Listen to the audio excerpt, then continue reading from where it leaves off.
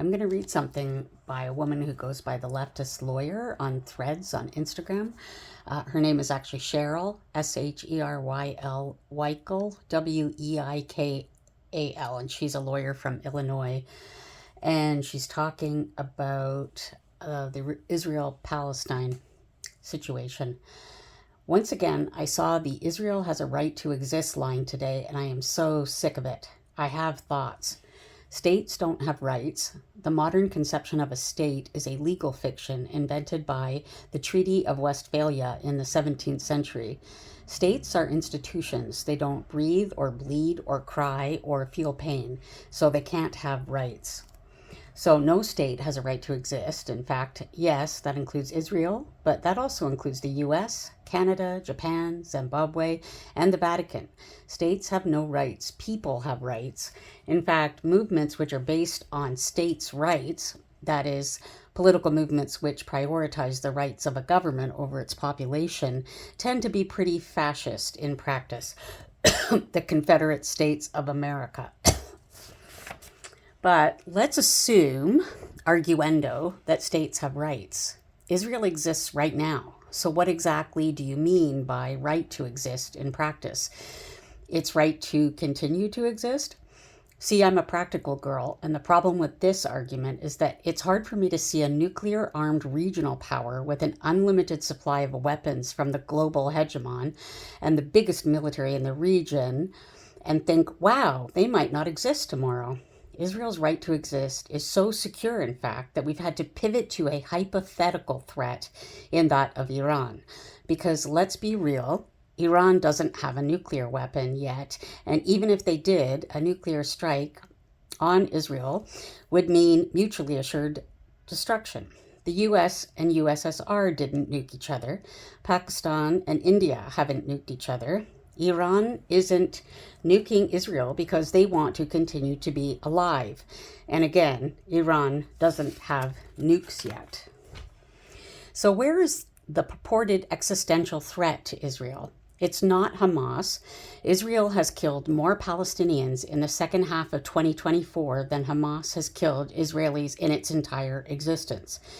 Israel killed more Israelis on 10/7 than Hamas did, and even ignoring that, one surprise attack does not an existential threat make.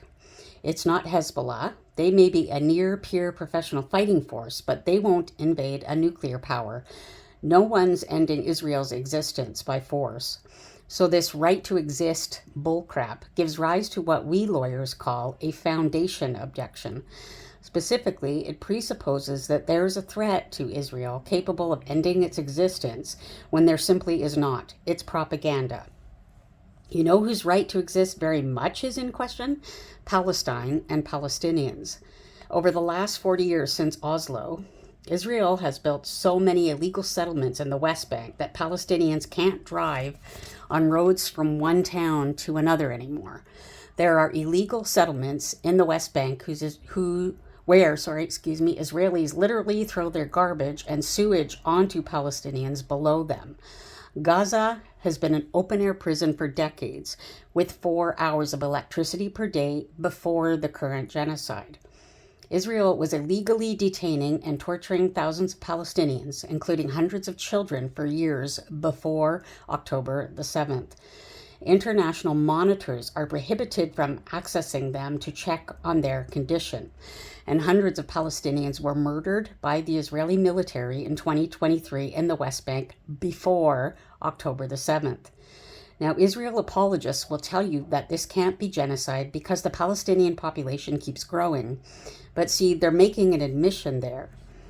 Israel is an apartheid state. We know that, but the only existential threat to Israel isn't military force, it's Palestinian population growth. Palestinians have more kids than Israelis on average. And since the Israeli population tends to be older, that won't change anytime soon. Maintaining apartheid is really hard when you're the minority population, as South Africa learned. So what do they mean by Israel has a right to exist? They mean Israel has the right to control the size of the Palestinian population. And yes, talk to the right-wing Zionists, and they will say that out loud. It's pure eugenics born from racism, and after the first few times I heard it, I couldn't unhear it. That's why Israel has anti-miscegenation laws. It's why they target children. It's why they target hospitals. Israel has a right to exist is Palestinians cannot be allowed to reproduce. See, Israel has a massive demographic problem. Eventually, there will be enough Palestinians that Israelis will be outnumbered. They know apartheid will have to end then. And if it ends in a truly democratic state, well, that means there's no more Israeli control of the government. So the only way to preserve Israel is to prevent that. But that's inherently supremacist. It's evil. It's wrong. That's the real goal of this genocide. The goal is to cull the Palestinian population. Ben-Gvir and Smotrich aren't shy about that, but neither is Benny Gantz or the Israeli media. They're not unintelligent. They know how demographics work. And Zionists will justify this by saying Palestinians are having kids on purpose as a plot to destroy Israel. I'm not joking. And that's why ethno-states are bad and wrong. They always lead here, always. And if you have to preserve your right to exist by controlling a minority population with genocide and mass murder, should your state really exist? That's also why the two-state solution isn't one. Israel won't withdraw from the West Bank because their settlements are a means of controlling the Palestinian population. That's also why Netanyahu won't commit to leaving Gaza.